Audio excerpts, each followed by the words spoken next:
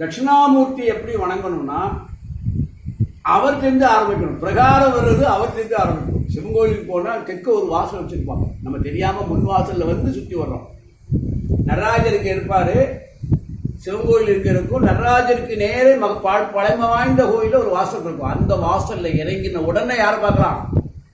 ஒரு விநாயகர் இருப்பாரு, நின்ற விநாயகர். அவரை தரிசனம் பண்ணி அதுக்கப்புறம் தட்சிணாமூர்த்தியை பார்த்து மறுபடியும் தான் வரணும். இப்ப புரியுதா? இந்த குருவுக்கு விநாயகர் யாரு? விநாயகராகவே இருக்கிறார். அந்த குருவுக்கு யானையாக. புரியாம போய் யாரும் வணங்கிறாங்க. சிவாலயத்துக்குள்ள உள்ள போயிடணும். சிவபெருமானை பார்த்த உடனே நடராஜ சன்னதி பார்க்கணும். நடராஜர் பார்த்த உடனே ஒரு வாசல் இருக்கும், அதுல இறங்கிடணும்.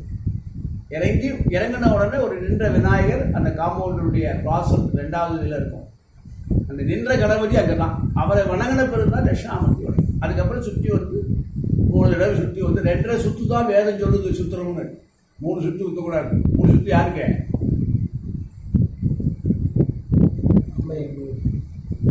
3 ஓட்டை போட்டு சுத்துறது. அப்போ சிவாலயத்துக்குள்ள வந்த உடனே நீங்க தட்சிணா நடராஜ சன்னதியில இருந்து இறங்கிட்டா அப்படி ஒரு சுற்றி சுற்றியாச்சு. மறுபடியும் ஒன்று வந்துட்டியே, கொடிமரம் வந்துட்டா போயிடணும். அப்ப இந்த அறை இல்லை. அது சங்காபரிணின்னு பேர். சங்குடைய வடிவம் போல நாம சுத்தணும். சங்கு வடிவம் போல பிரகாரம் வரணும். சிவபெருமானுக்கு 3 பிரகாரம் வருது, 2.5 பிரகாரம் தான் வருவோம். ஒரு சங்கு எப்படி போட்டு பார்த்தா தெரியும்.